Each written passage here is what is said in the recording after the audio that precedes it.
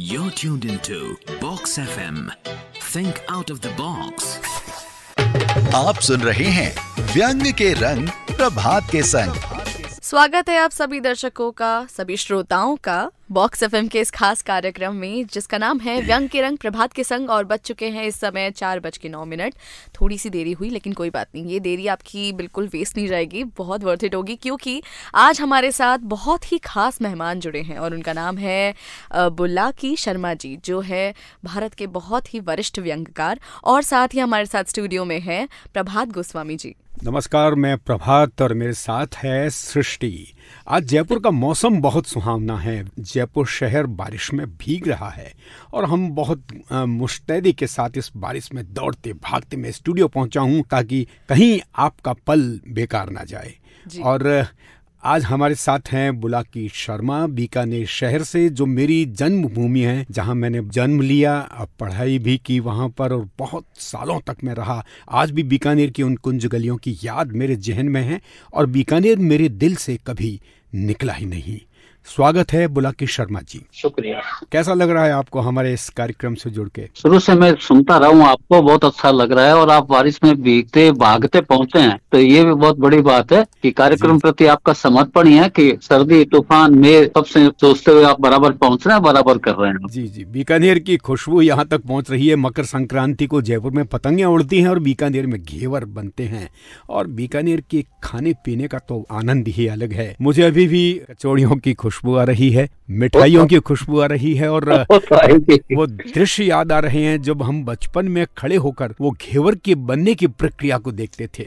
बुलाकी जी, बातचीत का सिलसिला हम शुरू कर रहे हैं। मूर्धन्य व्यंग्यकार डॉक्टर ज्ञान चतुर्वेदी ने 12मासी उपन्यास में एक जगह लिखा है कि अपनी रचना को छापे वाले अक्षरों में देखने का अपना ही सुख होता है। आपको ये सुख सबसे पहले कब मिला था? ये सुख देखा जाए तो सन 1970-71 में मिल गया था, जब मैं स्कूल में पढ़ा करता था। जब दादी जी का कहानियां सुनाया करते थे, वो जो लोक कथाएं बोध कथाएं वो मैंने दैनिक हिंदुस्तान नवभारत टाइम्स में भेजी और वो छप गई। तो बड़े लंबे समय तक वो संभाल कर रखी थी। इन दिनों जरूर गायब हो गई, लेकिन छपई का सुख तो निराला है, ये आप भी जानते हैं इस बात। जी जी, बिल्कुल बिल्कुल। और श्रोताओं, हम बुलाकी जी से बातचीत का सिलसिला आगे बढ़ाएंगे, लेकिन आइए सुनते हैं पहले इनका परिचय।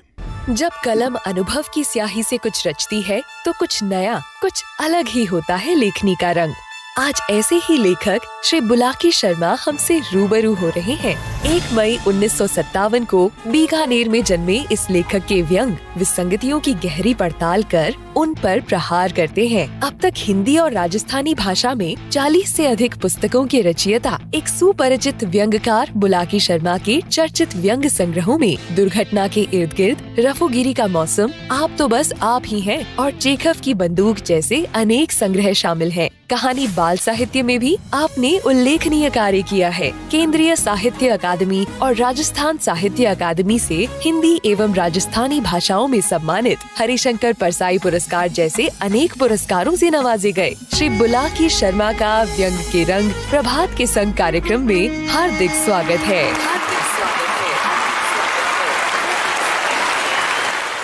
बुलाकी जी, बीकानेर की बोली में ही एक अलहड़पन है, एक मस्ती है और वहाँ का वातावरण भी इस तरह का है कि लोग एक दूसरे मजाक में, कटाक्ष में बातचीत करते रहते हैं। व्यंग्य की आपकी यात्रा क्या बीकानेर के इस माहौल में रहकर आपके मन में एक प्रेरणा जगी कि आपको सबसे पहले व्यंग्य लेखन करना है? व्यंग्य लेखन करने के तो विचार में नहीं है, लेकिन बहुत बार ऐसा होता है ना, जब मित्रों में बातचीत होती है तो बातचीत के लिहाज से लगा मुझे कि हास्यविन तो अपन आप जानते ही हैं, अपने बीकानेर का जो जन्म है वो भी एक व्यंग उक्ति से हुआ है। जब अपने जोधपुर के जो नरेश और उन्होंने इधर देखा भी काका भतीजा उन्होंने बातचीत कर रहे हैं, तो उन्होंने कहा भाई क्या बात है, आप अलग नगर बसा रहे हैं क्या? तो उसके बाद में अपने ब्राव बीका जी और उनके काका जी दोनों निकल गए थे, निकल के उन्होंने बीकानेर बसाया। तो ये तो अपनी खूबी रही है। और तब मैं कॉलेज में पढ़ा करता था, तो तब वो शायद आपको आश्चर्य होगा कि मैं प्रगतिशील हूँ, लेकिन फिर भी मैं जब बीके स्कूल में पढ़ा करता था तो पास में मंदिर था, उस मंदिर में तब से जाने लगा हूँ और एक अब ऐसी आदत बन गई, आज भी जा रहा हूँ। पहले मैंने वहां पे जो श्रद्धालु थे उनकी मनस्थिति देखते हुए बजरंग बली की डायरी लिखी। हाँ, लोगों को बहुत पसंद आई और उसके बाद में अलग अलग जगह भी उसका 1-2-3 भाषाओं में अनुवाद भी हुए। कि तब से जाके बराबर वो कॉलम जो 75 में जो लिखना शुरू हुआ तो उसको लेके आज तक बराबर लिखना चलता रहता है। बस वही जो भी अपने बीकानेर का जो माहौल है उसका तो अक्सर रहता ही रहता है, इसीलिए मेरे हिंदी व्यंग के अंदर भी राजस्थानी का टोन रहता है, तो इसकी वजह यही रही है। बिल्कुल राजस्थानी की टोन, हर व्यक्ति जो किसी न किसी प्रदेश में रहता है उसकी बोलचाल की भाषा में, उसकी बोली में कहीं न कहीं वो टोन अपने आप आ जाती है। बुलाकी जी, जिस वक्त आपने लिखना शुरू किया तो 1978 की बात आपने अभी बताई, वो दौर ऐसा था जो देश के कई नामचीन व्यंग्यकार निरंतर इस फील्ड में बहुत आगे बढ़ रहे थे, चाहे हम डॉक्टर ज्ञान चतुर्वेदी की बात करें और किसी भी अन्य व्यंग्यकार की बात करें, डॉक्टर प्रेम जन्मेजय, हरीश नावल जैसे लोग लेखक थे जो 7वें दशक में जिन्होंने धूम मचा रखी थी व्यंग में। तो वो दौर था जिसमें काफी मुश्किल होता था व्यंग रचना को किसी अखबार या पत्रिका में छपवाने में। उस दौर में जब आपके आसपास इतने मूर्धन्य लेखक थे, तब आपको कैसा लगा था कि इस व्यंग विधा में आप कहाँ तक जा पाएंगे और कितने सफल हो पाएंगे? देखिए, लिखते हुए ये नहीं देखते कि सफल होंगे या असफल, अपने को खुद को तसल्ली मिलनी चाहिए। और मेरे देखे जाए तो यादवेंद्र शर्मा चंद्र जी को देख के मुझे प्रेरणा बराबर बढ़ती रही। यादवेंद्र शर्मा चंद्र जी, आप भी जानते हैं कि कोई भी ऐसी पत्र पत्रिका नहीं थी जिसमें उनका प्रकाशन नहीं होता था, और जब उनको देखता तो पीछे साले की होली बीकानेर एड्रेस देखता तो खुद को रोमांच होता कि अपने बीकानेर का रचनाकार भी बाहर छप सकता है जी। और मैं अपनी रचनाएं भेजना शुरू कर दिया मैंने, और संयोग है कि साप्ताहिक हिंदुस्तान में भेजी पहली रचना। और जैसे कि आप तो अच्छे संयोजक हैं, और तब अपने बीकानेर में लॉटरी एक बार खुली थी, आपको भी याद होगा। बिल्कुल याद है मुझे आज भी। और तब भवानी शंकर विव्यास विनोद ने संयोजन किया था, तो उसको लेके मैंने बाद में एक व्यंग लिखा, वो साप्ताहिक हिंदुस्तान में आया और फिर लगभग सब जगह छपता रहा। क्योंकि अब संपादन वाले लोग रहे नहीं, तब संपादक अपने को टिप्पणी भी करते थे, कहते थे इसमें अगर आप इस तरीके से सुधार करके भेजें। और तब श्रीलाल शुक्ल का राग दरबार आज तक तो पता नहीं कितनी बार पढ़ लिया मैंने। तब हमारे मित्रों के बीच के अंदर श्रीलाल शुक्ल का राग दरबार हम पढ़ते थे, इधर ज्ञान चतुर्वेदी जी धर्मयुग में छपते थे, प्रेम जी हैं, तो सब लोग उस वक्त परंपरा ये जोश देती थी। मुझे लगता था कि भी ठीक है, अपन भी बराबर लिखते रहेंगे क्योंकि लिखना जरूरी है। और यहाँ मुझे यादवेंद्र शर्मा चंद्र जी की एक बात बहुत अच्छी लगती है, वो कहते हैं कि बराबर पढ़ना, बराबर लिखना चाहिए। क्योंकि अगर अपन किसी पत्रिका में प्रकाशित हो गए, अगर वो पत्रिका वो अंक किसी ने नहीं देखा तो उनकी नजर में तो रचना प्रकाशित हुई नहीं। तो लेकिन अपन बराबर और अलग अलग पत्र पत्रिकाओं में देते रहेंगे तो पाठकों तक ज्यादा पहुंचेंगे। तो मेरी कोशिश यही रही, और ये संयोग रहा कि जो मैंने लिखा वो संपादकों ने पसंद किया, और बराबर हो चाहे व्यंग हो, चाहे बाल साहित्य की किताबें हो, सब तरह की बच्चों की कहानी हो, सब प्रकाशकों ने पसंद किया और बराबर छपी। और स्वीकृति भी मिलती थी, अभिवादन और खेत सहित कह के, तो वो एक ऊर्जा देते थे। फिर दोबारा देखते कि इसमें नया क्या आना चाहिए, इसकी वजह क्या रही। तो यूं करके ये यात्रा बराबर चलती जा रही है जी। यादवेंद्र शर्मा चंद्र मेरे पिताजी के साथ पढ़ा करते थे, हमारे पारिवारिक संबंध थे। हम लगभग मैं और सुधीर तेलंग जो अब हमारे बीच में नहीं है, प्रख्यात कार्टूनिस्ट, हम लोग अक्सर चंद्र जी के घर जाया करते थे। और कई बार ऐसा होता था कि चंद्र जी बहुत गहराई के साथ कुछ चिंतन में डूबे रहते थे, कुछ लिखना पढ़ना करते रहते थे। हम जैसे ही वहाँ उनके घर में प्रवेश करते थे, फट से वो भट्टाचार्य जी को कहते थे इनको चाय पिलाओ, और कुछ किताबें हमारे आगे रख देते थे कि तुम लोग चाय पियो और ये किताबें लेके पढ़ो, फिर अपन बात करेंगे। तो कई बार लेखकों के सानिध्य में ऐसा भी अनुभव होता है। मैं एक सवाल आपसे और कर रहा हूँ, उसके बाद में हम आपका एक व्यंग भी सुनेंगे। आपकी नजर में व्यंग का आधार क्या है? भावनात्मक अनुभूति या विचार?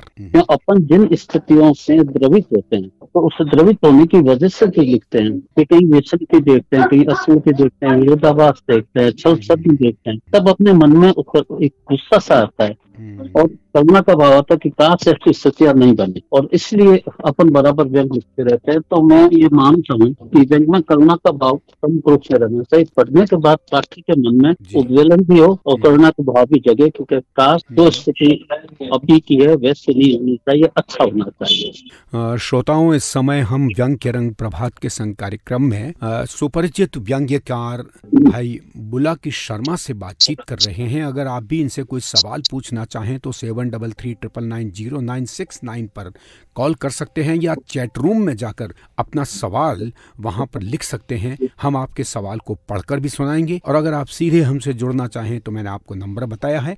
और इससे पहले कि हम बातचीत को आगे बढ़ाएं, आइए सुनते हैं बुलाकी शर्मा जी का एक व्यंग्य। मृत्यु पर मनन। एक ही दिन में एक ही समय में 2 मौतें, उसी समय पूरी दुनिया में कितनी मौतें हुई होंगी इसका आंकड़ा मेरे पास नहीं है, इसकी जरूरत भी नहीं है। आंकड़ेबाज बताते रहते हैं कि दुनिया में प्रत्येक सेकंड लाखों करोड़ों जन्मते हैं, लाखों करोड़ों मृत्यु को प्राप्त होते हैं। होते होंगे, हम उन्हीं मौतों से सरोकार रखते हैं जो हमारे परिचित होते हैं। दूसरे जीते जी मरते रहें कि मरते मरते जीते रहें, हमारी सेहत पर रंच मात्र भी फर्क नहीं पड़ता। उनके लिए अफसोस या सांत्वना का एक शब्द भी खर्च करने में हम कंजूसी करते हैं। इस भागदौड़ की जिंदगी में रिश्तेदारों परिचितों की मौत पर सांत्वना देने के लिए समय निकालना मुश्किल हो गया है। ऐसे में अपरिचित के लिए कोई समय निकाले भी तो कहाँ से। मौत भी अजीब मूडी है, जब मूड बना आ पहुँचती है। छोटे बड़े का भी ख्याल नहीं करती, सबको बराबर समझती है। उसके ऐसे रूढ़ व्यवहार से मेरी घोर असहमति है। छोटे सामान्य प्राणी को तो जब मूड बने ले जा, कोई बात नहीं, किंतु संभ्रांत शख्सियत को ले जाने से पहले उसे विनम्रता से पूछना चाहिए, क्यों साहेब, अब आपका मेरे साथ चलने का मूड बना है कि नहीं? यदि अब भी कुछ करने का मन में है तो कर लीजिए, मैं बाद में आ जाऊंगी। आज जिन 2 की मौत हुई है उनमें से एक ऐसी धुरंधर हस्ती रही है कि उनको ले जाने से पहले मौत को 100 बार सोचना चाहिए था। उनकी पावर रौब रुतबे को वो जानती नहीं शायद, इसीलिए उससे ऐसी गुस्ताखी हो गई। उम्र ही क्या थी उनकी, मात्र 80 बरस। अभी तो उनका सितारा बुलंदी पर था। मंत्री अफसर सब उनका आशीर्वाद लेने पहुँचते थे। शहर की शान और जान थे वो। पूरे प्रांत में उनके नाम का डंका बजता था। सामान्य घर में अवतीर्ण होकर भी स्वयं के साथ पूरे परिवार को संपन्न समृद्ध बनाया।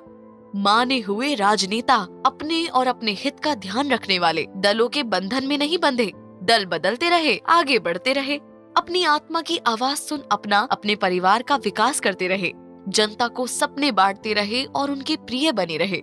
ऐसी नामचीन हस्ती को भी मौत ने पहले नहीं पूछा, कितनी गुस्ताख है वो। अब तो खैर वे क्या कर सकते हैं, किंतु पहले पता चल जाता तो मौत के विरुद्ध ऐसा एक्शन लेते कि मौत पानी मांगने की स्थिति में ही नहीं रहती।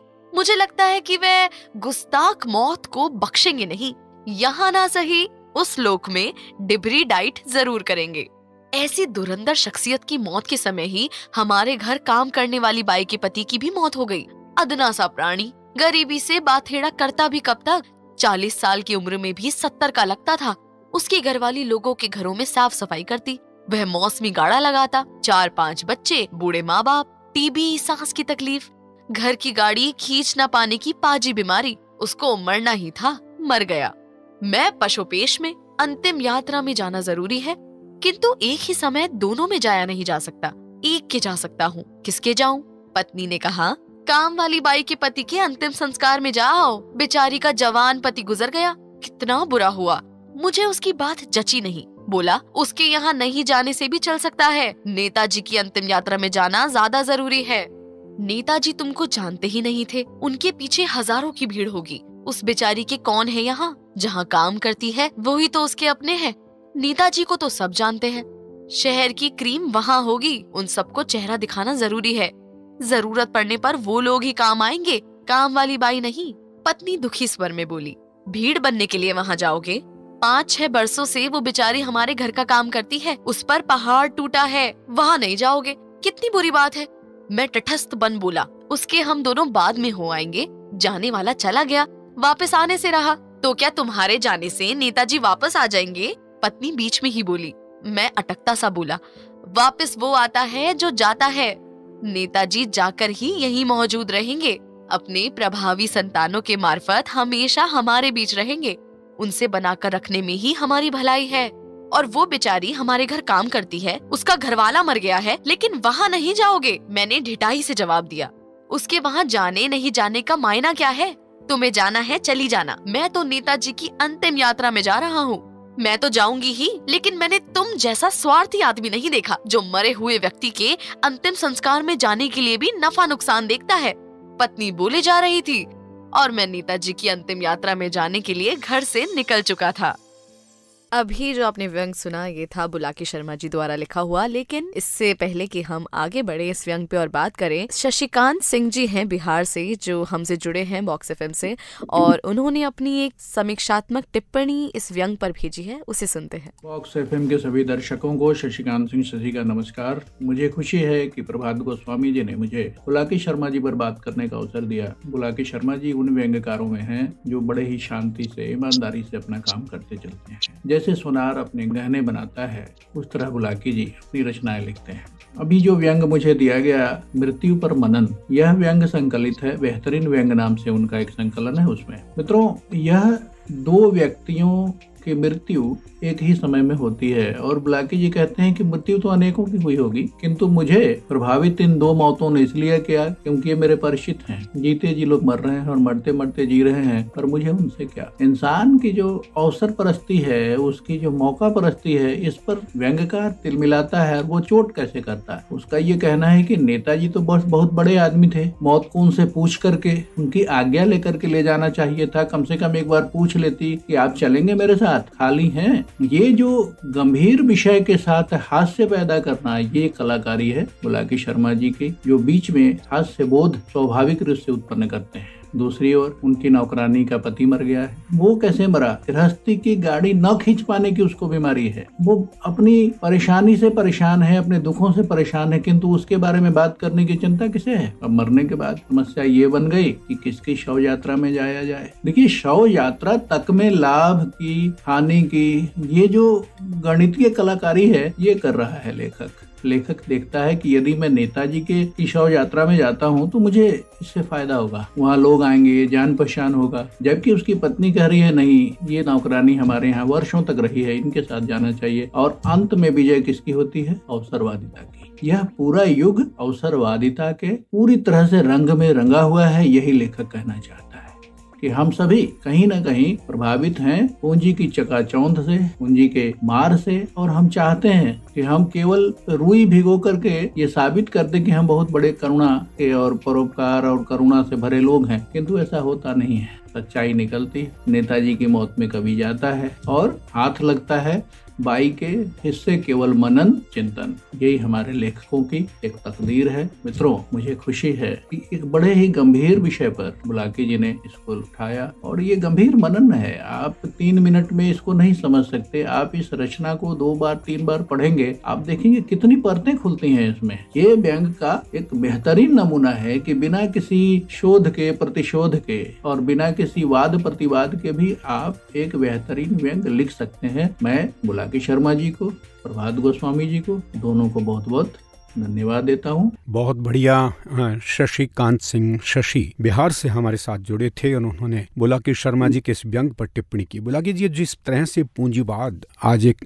शक्ति के रूप में उभर चुका है और लोग यहाँ तक कहे जा रहे हैं कि पूंजी या पैसा की चकाचौंध दिखाकर हम कुछ भी बदल सकते हैं, तो इस पूंजीवाद का कोई असर लेखन पर भी, हमारे साहित्य पर भी पड़ा है क्या? पूंजीवाद का पूरा असर सामने दिख रहा है कि जो पहले सरकारी संस्थान थे सारे, उनको सबको निजीकरण किया जा रहा है। वो चाहे अस्पताल हो, चाहे विमान हो, चाहे रेल यात्रा हो, चाहे शिक्षा तक हो। तो शिक्षा केवल व्यवसाय नहीं होती। शिक्षा के लिए अगर सरकार को पैसे लगाने पड़े तो लगाने चाहिए, लेकिन अब तो शिक्षा को भी व्यापार बनाया जा रहा है और गरीब आदमी है जो सही तरीके से शिक्षा ले नहीं पाता। और पूंजी, पहले अपने जो समाजवादी नजरिया था वो समाजवादी नजरिया खत्म होता जा रहा है और पूंजीवादी। और अभी जो आंकड़े आ रहे हैं उससे साफ लग रहा है कि 3-4 लोगों के पास ही पूंजी सिमट के रह गई है और चारों तरफ गरीबी ज्यादा बढ़ती जा रही है। और गरीबी बढ़ने का प्रमाण सामने पड़ा है। जो रेवड़ी बांटने वाली बात कही जा रही है, इसका मतलब इतने लोग गरीब हैं तब रेवड़ी बांटने की स्थिति बन रही है। ऐसी स्थिति क्यों बने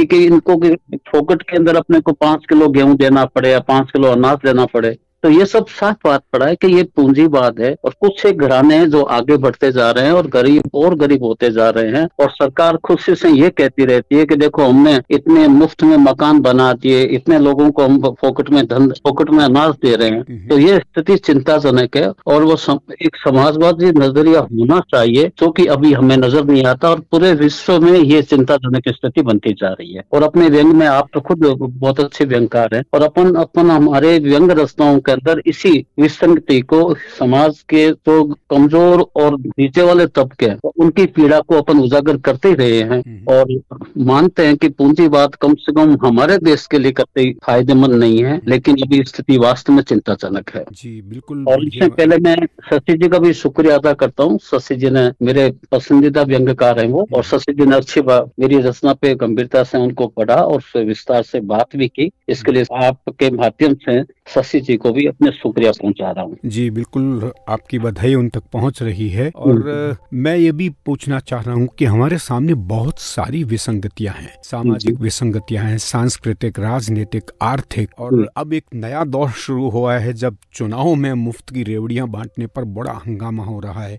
और कहीं कहीं ये सीधे सीधे कहा जा रहा है कि अगर कोई महिला हमें वोट करती है और हमारी सरकार बनती है तो हम उनको 1,500 या 2,500 रुपए उनके खाते में सीधे सीधे डालेंगे। तो क्या इन विसंगतियों को आज का व्यंग्यकार पकड़ पा रहा है? व्यंग्यकार पकड़ पा रहा है, लेकिन कम पकड़ रहे हैं। अब शशिकांत सिंह जैसे युवा, जो युवा तो नहीं अब वरिष्ठ व्यंग्यकार हो गए, ऐसे हैं व्यंग्यकार, क्योंकि इस बात को कह रहे हैं कि रेवड़ी, क्योंकि मैं मूल में मेरा यही प्रश्न है कि रेवड़ी बांटने की नौबत क्यों आ रही है। इसका मतलब है कि देश के इतने वर्ष आजाद होने के बाद भी अभी भी अपन गरीबी को दूर नहीं कर पाए। कोई दौर था कि गरीबी हटाओ का नारा दिया गया था, इस नारे की तो आलोचना अब की जा रही है, लेकिन ये जो रेवड़ी बांटी जा रही है ये भी तो उसी का प्रमाण है। और व्यंग के लिए तो ये खुद स्थिति सामने पड़ी है। जब तक देश में गरीबी, भेदभाव, छुआछूत ये प्रवृत्तियां बनी रहेगी तब तक अपने को व्यंग लिखना ही पड़ेगा और व्यंग लिखा जाएगा। आज अपने राजस्थान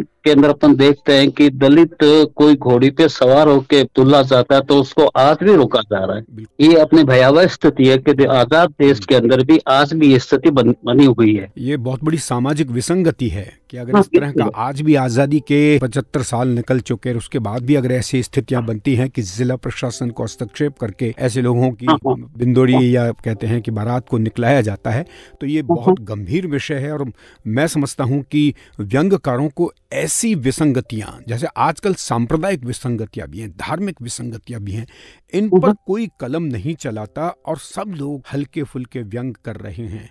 क्या आप इस बात से सहमत हैं? सहमत हूँ मैं। देखिए, इसके पीछे साफ बात है कि एक अजीब सा भय रचनाकार के अंदर बैठा हुआ है। और दूसरी बात है कि जिस तरीके से अपने उस वक्त, आप और याद करिए आज से 30-35 साल पुराना, तब अपन सरकार के विरोध में भी, सत्ता के विरोध में भी कुछ लिखते थे तो संपादक छापा करते थे। और आज संपादक भी भयभीत हैं। और मुझे कहने के लिए क्षमा चाहूंगा मैं, आजकल संपादक नहीं रहे, प्रबंधक बन गए हैं।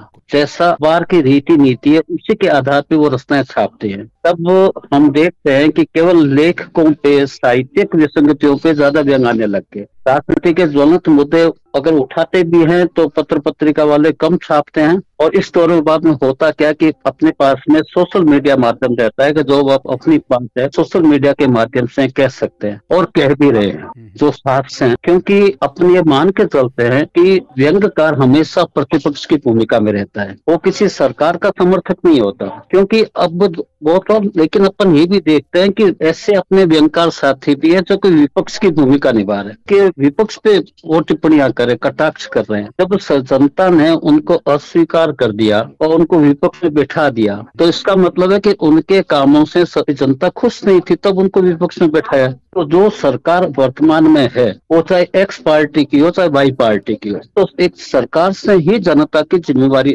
उम्मीद रहती है कि सरकार हमारे काम करेगी। तो जब सरकार में अगर विसंगतियां हैं तो एक तो रचनाकार को एक प्रतिपक्ष के रूप में सरकार को वो कमियां दिखानी चाहिए और कहना चाहिए कि जन कल्याण के लिए, लोक कल्याण के लिए आपको ये काम करना चाहिए और जो निर्णय लिए जा रहे हैं, जो काम किए जा रहे हैं वो ज्यादा सही नहीं है। लेकिन उस वक्त अब परसाई जी को अगर जिक्र करें तो परसाई जी अपने दौर के अंदर नामोल्लेख से जंग किया करते थे। तत्कालीन मंत्री हो, तत्कालीन चाहे कोई सांसद हो, चाहे उस वक्त संसोकापा हो, चाहे प्रसोपा का हो, चाहे कांग्रेस का हो, चाहे किसी भी पार्टी का हो, उसका नाम लेके वो खुल के व्यंग किया करते थे, वो घबराते नहीं। तो इस तरीके का साहस रचनाकारों में होगा ऐसा नहीं कहता मैं, लेकिन जब पत्र पत्रिका नहीं छाप रही है तो वो शायद ऐसे कम लिख पा रहे हैं। मैं तो कभी कभी कोशिश करता हूँ। आगे बढ़े हम, इससे पहले करेंगे। आइए सुनते हैं, कुछ लोग हैं जिन्होंने अपना संदेश आप तक पहुंचाया है, आइए सुनते हैं।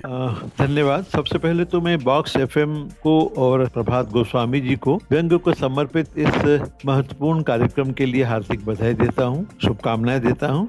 और आज कार्यक्रम के जो अतिथि हैं बुलाकी शर्मा जी, वरिष्ठ व्यंग्यकार, उनका अभिवादन करता हूं। इसलिए भी कि 40 वर्षों में 40 पुस्तकों का उनका लेखन व्यंग्यकारों को और साहित्य समाज को बहुत ही अभिभूत करता है। उनके संबंध में दो विशिष्ट बातें हैं जो उन्हें अन्य रचनाकारों से, अन्य व्यंग्यकारों से अलग करती हैं और एक विशिष्ट स्थान प्रदान करती हैं। एक तो मूलतः व्यंग्यकार होने के साथ साथ वे नाटककार भी हैं, कहानीकार भी हैं, निबंधकार भी हैं। कहानी, नाटक और निबंध की कई महत्वपूर्ण पुस्तकों का लेखन उन्होंने किया है। जो दूसरी बात मुझे विशेष और महत्वपूर्ण लगती है वो ये कि बुलाकी जी का लेखन न केवल हिंदी मुख्य भाषा में है बल्कि राजस्थानी भाषा में, अपनी लोक भाषा में भी उन्होंने महत्वपूर्ण पुस्तकों का लेखन किया है। उसके लिए वे बधाई और अभिनंदन के पात्र हैं।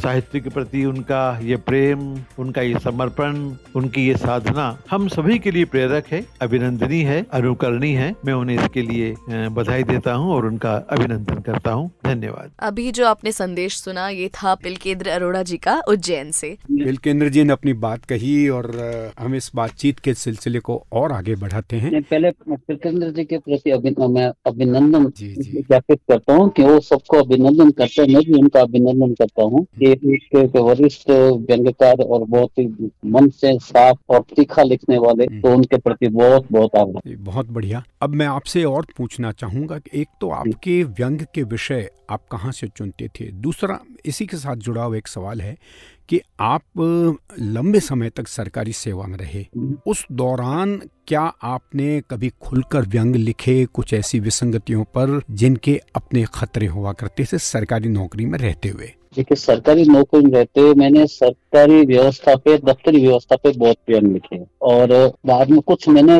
राजनीतिक व्यंग भी लिखे।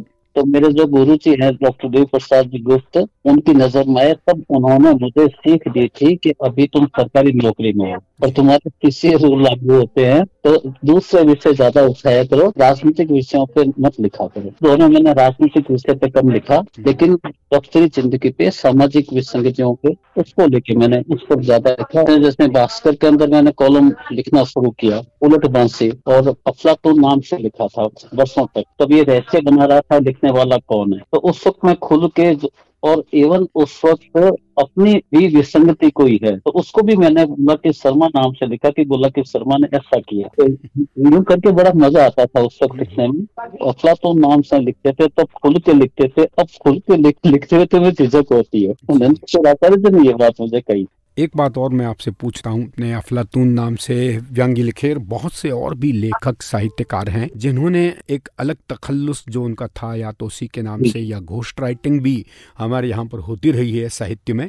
तो ये इसके पीछे का मेन उद्देश्य क्या था? क्या व्यवस्था से बचकर लिखना है या इसके पीछे कोई और विचार आपका रहा होगा? हाँ, जो साहित्यिक गतिविधियां जो हो रही थी, जी जी, तो साहित्यिक गतिविधियों में, और उस वक्त जो पहला व्यंग था मेरा, उसका नाम था हरीश वादानी के भावों में उछाल। क्योंकि वो हरीश वादानी के भावों में उछाल का मतलब ये था कि वादानी जी प्राय प्रवास पे रहते थे कलकत्ता वगैरह, और जैसे ही अपने यहाँ पे आते थे तो हर गोष्ठी के अंदर वादानी जी को मंच पे आमंत्रित किया जाता था और इससे वो सहज थे कि आराम से हर मंच में पहुंच जाते थे। तो उसको लेके मैंने लिखा था कि वादानी जी के भाव में उछाल। तो इसको लेके तीखी प्रतिक्रिया कहा कि ये कोई तरीका थोड़ी है, जो भी बाजार भाव जो होता है उसके हिसाब से इन्होंने काम में लिया किया। तो इस तरीके के, और एक मैं नाम नहीं लूंगा, एक रचनाकार थे बहुत बड़े शायर अपने बीकानेर के, और आपको दाऊ की दुकान याद ही होगी पेट वाली, वहाँ हम सब बैठे थे। तब उन्होंने बाद में तीखे पंक्ति ये कहा कि पता नहीं लिखने वाला कौन है। मैं खुद बैठा था वहाँ पे, केवल के नंद किशोर आचार्य, हरीश वादानी, यादेंद्र शर्मा चंद्र, ये 3-4 नाम है, उन्हीं पे लिखते रहते हैं। तो अगला ही फिर वो जो मैंने लिखा था उन्हीं पे लिखा। तो फिर बाद में वो कहने लगे कि भाई पता नहीं कौन लिखने वाला है, मालूम ही नहीं पड़ता कहाँ घूमता है, कहाँ करता है। और ये गोपनीयता का आलम ये देखिए कि आप ये लगभग 7 साल तक बिल्कुल गोपनीय रहा। भवानी शंकर व्यास विनोद जी कहते हैं कि ये मैं लिख रहा हूँ, तो लोग कहते हैं नहीं आप तो नहीं लिखते। तो वो हंसते कि जब मैं कह रहा हूँ मैं लिख रहा हूँ और आप स्वीकार नहीं कर रहे हैं। और आखिर में जब मैंने ये किताब निकाली उसमें उनके व्यंग शामिल थे, तो अफलातून नाम से, तब उस वक्त मधु आचार्य जी ने और सरोज जी ने घोषणा की थी कि अफलातून बुलाकी शर्मा ही थे जो लिख रहे थे। बड़ा यहाँ बड़ी चर्चा रहती थी, हर बुधवार को प्रतीक्षा रहती थी कि इस बार किस पे लिखा जाएगा। और ये अगर नाम से लिखता तो पक्की बात है अभी तक कितनी नाराजगियां हो जाती कि बीकानेर का साहित्यिक समाज है वो मुझे जैसा कहते हैं ना अच्छे वैसा मान लेता मुझे। बुलाकी जी, आपने पत्रकारिता का अध्ययन भी किया है और आप काफी लंबे समय तक पत्रकारिता के भी थोड़े बहुत काम में जुटे हुए थे। आपने भास्कर में एक पूरा पृष्ठ संपादित भी किया। मैं आपसे ये पूछना चाह रहा हूँ कि जिस तरह से पत्रकार किसी जगह कोई भ्रष्टाचार या और कोई इस तरह की बात होती है तो उसको प्रकाशित करता है, प्रकाश में लाता है कि ये व्यवस्था के अंदर गलत हो रहा है, लेकिन उसके बाद व्यंग की बात जब करें तो व्यंग का काम भी मोटे रूप में यही था कि जो विसंगति समाज में व्याप्त है उस विसंगति की ओर ध्यानाकर्षण ही व्यंग लेखन है। वो अपनी भाषा के पत्रकारिता की अपनी भाषा होती है, व्यंग की अपनी भाषा होती है, लेकिन कोई भी लेखक या व्यंग्यकार आज तक यह समझाने, सब कहते हैं कि हम प्रतिपक्ष की आवाज हैं, लेकिन यह समझाने का कोई प्रयास नहीं करता कि व्यंग्य प्रतिपक्ष की आवाज नहीं है, व्यंग्य उस विसंगति के पीछे खड़ा अपने कलम चलाता है जो समाज में गलत हो रही है। तो आप इस पे क्या कहना चाहेंगे? बिल्कुल मैं सहमत हूँ आपसे कि समाज में जो गलती हो रही है उस गलती को उजागर करने का काम व्यंग्यकार का है। और उसके अंदर अगर एक प्रतिपक्ष भी गलती कर रहा है, मतलब एक सत्ता के हिसाब, एक पार्टी के हिसाब से बात करें तो उनसे भी लिखना चाहिए, लेकिन बहुत अपन जानते हैं ना इस तरीके भी है जो पद के लिखने वाले लोग हैं वो प्रतिपक्ष पे ही लिख रहे हैं क्योंकि खुद को प्रतिपक्ष की भूमिका में मानते हुए जो विरोध के अंदर अभी विरोध में, जैसा मैंने पहले निवेदन किया, जब जनता ने उनको प्रतिपक्ष में बिठा दिया तो अब कम से कम अब जो सत्ता में हैं उनकी जो गलतियां हैं वो उजागर करनी चाहिए अपने को, जबकि मानते हैं अगर प्रतिपक्ष के अंदर एक आदमी, जैसे अपन कहते हैं परिवारवाद प्रतिपक्ष में चलता है, वो तो पार्टियां कौन सी हो, अभी नाम लेने की जरूरत नहीं, आप तो खुद बहुत बड़ी जनसंपर्क के बहुत बड़े पदाधिकारी रहे, आप ज्यादा जानते हैं। तो परिवारवाद चल रहा है, इससे तो बात हो सकती है, लेकिन एक बात तो आपने देखी होगी, अभी अमेरिका के अंदर राष्ट्रपति ट्रंप शपथ लेंगे, उससे पहले ट्रंप ने अपने जो सगे हैं, बस्तन भी कहते रहते हैं, दोनों बेटियों के ससुरों को महत्वपूर्ण पद दे दिए। मतलब परिवारवाद अमेरिका तक पहुंच रहा है। अपनी बेटी को महत्वपूर्ण पद दे दिया, अपने बेटे को महत्वपूर्ण पद दे दिया। तो ये परिवारवाद केवल अपने यहाँ क्यों? ये परिवारवाद तो पूरी दुनिया में चल रहा है। तो ये राजनीति वाले आखिर राजनीति के अंदर ही तो उनको, ये तो साहित्य के अंदर अपने को कोई लाभ नजर नहीं आता, इसलिए साहित्य के अंदर अपनी जो संतान है वो साहित्य में नहीं है। वो तो संगीत वाले संगीत में जा रहे हैं, फिल्म वाले फिल्म में जा रहे हैं, तो राजनीति वाले राजनीति में जाएंगे, लेकिन साहित्य वाले साहित्य में आ रहे हैं। लेकिन साथ में ये भी कहना, उन्होंने जैसे भी अटल जी वगैरह जिन्होंने शादी नहीं की तो उनको तो परिवार वाले आगे कैसे जाएंगे? है ना। बुलाकी जी, आपसे बातचीत का सिलसिला चलता रहेगा। श्रोताओं की जानकारी के लिए कि हर बुधवार शाम 4 बजे से 5 बजे तक बॉक्स एफएम जयपुर से प्रसारित व्यंग्य के रंग प्रभात के संग कार्यक्रम में हम देश के एक सुपरिचित व्यंग्यकार से बातचीत करते हैं और उनकी रचना प्रक्रिया, उनकी लेखनी के बारे में बात करते हैं। इसके अलावा व्यंग्य विमर्श पर भी चर्चा होती है। यदि आप में से कोई श्रोता बुलाकी शर्मा जी, जो इस समय हमारे मेहमान हैं, सुपरिचित व्यंग्यकार बीकानेर से, उनसे हम बातचीत कर रहे हैं, अगर आप उनसे कोई सवाल पूछना चाहें तो 7339990969 पर रिंग करें और अपना सवाल पूछें। उसके अलावा अगर आप बॉक्स एफएम लाइव सुन रहे हैं तो चैट रूम में जाइए और अपना नाम लिख के अपना सवाल भी पूछिए। बुलाकी जी, बातचीत का सिलसिला हम आगे बढ़ाएं इससे पहले सुनते हैं एक और संदेश जो हमें मिला है। आवाज की दुनिया के दोस्तों को बीकानेर से व्यंग्यकार मुकेश पोपली का प्यार भरा अभिवादन। साथियों, जैसा कि आपको विदित है कि आज बुधवार है और व्यंग्यकार श्री प्रभात गोस्वामी बॉक्स एफएम पर प्रत्येक बुधवार को हमारे देश के किसी भी व्यंग्यकार से बातचीत करते हैं और आज उनके मेहमान हैं श्री बुलाकी शर्मा, जो हमारे बीकानेर के ही नहीं, हमारे प्रदेश के, हमारे देश के और विदेशों में भी प्रसिद्ध व्यंग्यकार के रूप में जाने जाते हैं। आज उनसे बातचीत पर देखते हैं क्या खुलकर आता है। बुलाकी शर्मा लगातार व्यंग्य विधा से जुड़े रहे हैं। उनकी व्यंग्य पुस्तकें और कहना चाहिए कि बहुत सारी पुस्तकें आ चुकी हैं और वे सिर्फ व्यंग्यकार ही नहीं हैं, बेहतरीन कहानीकार भी हैं और बाल साहित्य में भी उनका नाम बड़े आदर के साथ लिया जाता है। राजस्थान की पहली बाल साहित्य अकादमी पंडित जवाहरलाल नेहरू बाल साहित्य अकादमी राजस्थान के वे उपाध्यक्ष भी रह चुके हैं और बाल साहित्य विधा में उनकी रचनाएं निरंतर छपती रही हैं। आजकल वे हमारे शहर के दैनिक युग पक्ष में तो राजस्थानी भाषा में व्यंग्य लिख रहे हैं और साथ ही मुंबई से प्रकाशित हिंदी दैनिक सामना में प्रत्येक मंगलवार को रोबिलो राजस्थान स्तंभ के अंतर्गत उनके व्यंग्य आ रहे हैं। उनके संपादन में अट्टहास का विशेषांक निकला, जो कि एक ख्याति प्राप्त पत्रिका है और उनके संपादन में ख्याति प्राप्त व्यंग्यकार सुभाष चंद्र जी पर एक विशेषांक पिछले दिनों निकला। व्यंग्य विधा पर उनकी पुस्तकें लगातार आ रही हैं। आकाशवाणी बीकानेर से भी वे इसी विधा में विनोद वार्ता और व्यंग्य प्रस्तुत करते रहते हैं। तो आज देखते हैं हमारे इस कार्यक्रम में व्यंग्यकार प्रभात गोस्वामी और व्यंग्यकार बुलाकी शर्मा के बीच क्या बातचीत होती है। आप दोनों को मेरी ओर से अनेकानेक शुभकामनाएं और हमारे श्रोताओं को भी एक बार फिर धन्यवाद। आप सुन रहे हैं व्यंग्य के रंग प्रभात के संग। एक बार पुनः स्वागत है आप सभी श्रोताओं का व्यंग्य के रंग प्रभात के संग कार्यक्रम में। मैं हूं प्रभात गोस्वामी और मेरे साथ है सृष्टि और हम बातचीत कर रहे हैं सुपरिचित व्यंग्यकार बुलाकी शर्मा जी जो बीकानेर से हैं, उनसे बात कर रहे हैं। मुकेश पोपली हमारे साथी हैं, व्यंग्यकार भी हैं और फिल्मों में भी लिखते हैं। अभी अपने संदेश में उन्होंने बातचीत अपने मन की बात कही। बुलाकी जी, अब मैं आपसे व्यंग्य से थोड़े इतर एक दो सवाल भी पूछना चाहूँगा।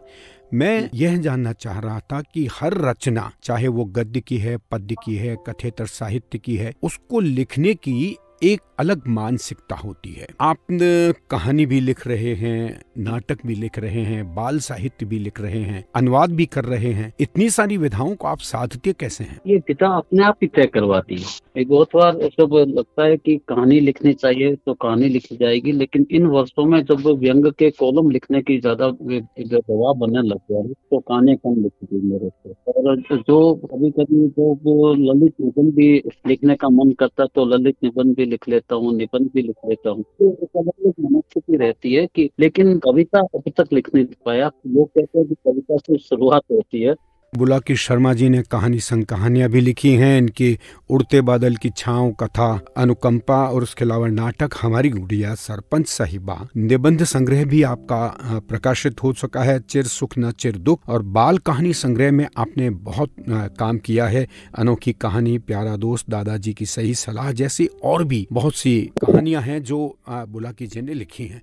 बाल साहित्य से जुड़ा एक सवाल मेरे जहन में आ रहा है कि आज जिस तरह से जो बाजारीकरण हमारे ऊपर हावी हो रहा है और उसके साथ ही हमारी जो इच्छाएं, कहते हैं कि समाज में पेरेंट्स की या माता पिता अभिभावकों की जो इच्छाएं अधूरी रह जाती हैं, वो उन इच्छाओं को अपने बच्चों के भीतर उसका एक पौधा रोपित करके ये चाहते हैं कि ये पेड़ बने। यानी अगर मैं डॉक्टर नहीं बन पाया, मैं इंजीनियर नहीं बन पाया, तो ये बच्चे हमारा वो काम अधूरा जो छूट गया था वो करें। इन परिस्थितियों में जो बच्चों पर एक मानसिक दबाव निरंतर पड़ रहा है, बस्ते का भार भी पड़ रहा है, ऐसी परिस्थिति में जो बचपन गुम हो रहा है, उसको देखते हुए बाल साहित्य का कितना महत्व है और कैसा बाल साहित्य आजकल लिखा जा रहा है? अभिभावक खुद जो सपने पूरे नहीं कर पाए वो बच्चों से सपने पूरे करवाना चाहते हैं। कि कोटा के अंदर आज अपन देखते हैं कि थोड़े थोड़े टाइम के बाद में अपन आत्महत्या की बात सुनते हैं तो बच्चे बाद में लिखते हैं कि सॉरी पापा, सॉरी मम्मी, हम आपका सपना पूरा नहीं कर पाए।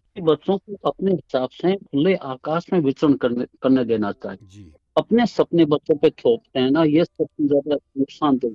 और आज अपन खुद देख रहे हैं कि बच्चों के लिए जो साहित्य लिखा जा रहा है वो तो साहित्य लिखा जा रहा है, लेकिन अभिभावकों द्वारा वो साहित्य बच्चों तक पहुंचता है।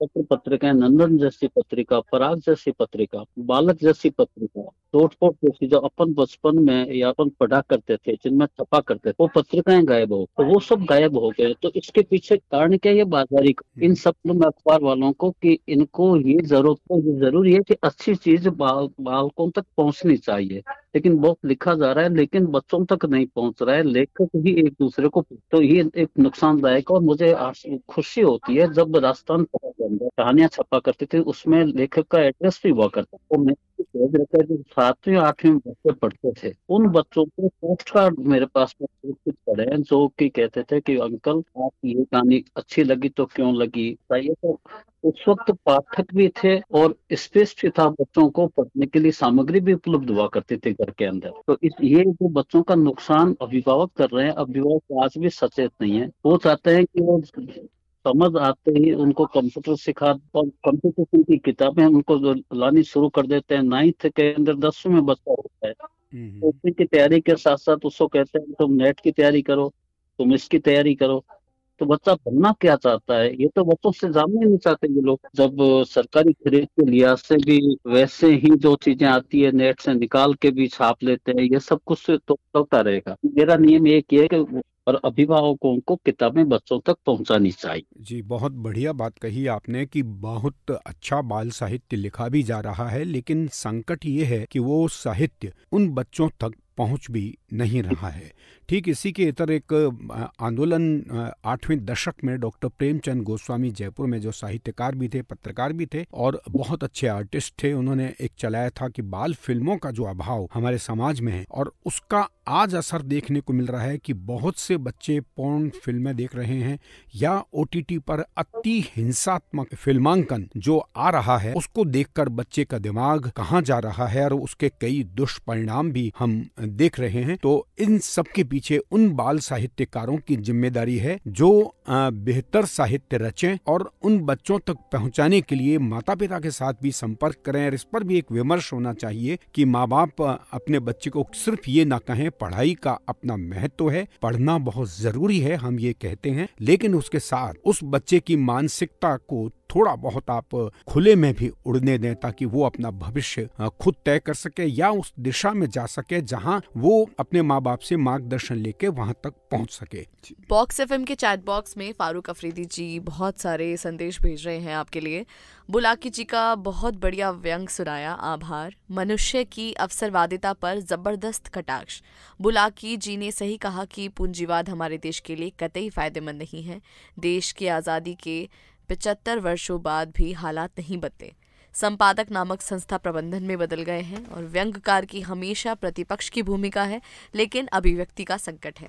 आज का व्यंग्यकार विसंगतियों और विडंबनाओं के आगे लाचार दिखाई देता है। व्यंग्यकार के मौजूदा हथियार बौने क्यों पड़ रहे हैं, ये प्रश्न पूछ रहे हैं फारूक अफरीदी जी। तो रचनाकार में जो साहस का अभाव नजर आने लग गया है, क्योंकि पहले साहस था, खुल के कह सकते थे, अब खुल के कहने का साहस बहुत कम रचनाकारों में बचा है। और फारूक साहब खुद इस बात को जानते हैं, वो भी बहुत ही वरिष्ठ रचनाकार हैं और जो से कर रहे हैं तो उसका जवाब उनके पास में है।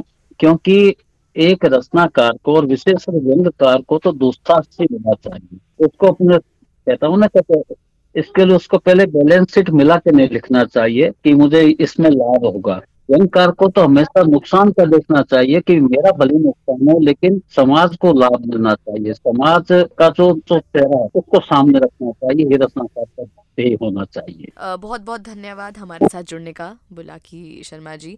और इस कार्यक्रम का अंत करते हुए हम अपने श्रोताओं को बता दें कि हर बुधवार 4 बजे व्यंग के रथ प्रभात के संग में आपको मिलेंगे एक कमाल के व्यंग्यकार, और इसकी गरिमा बनाए रखते हुए हम बहुत बहुत धन्यवाद देते हैं और जोरदार तालियों से आपको थैंक यू बोलते हैं।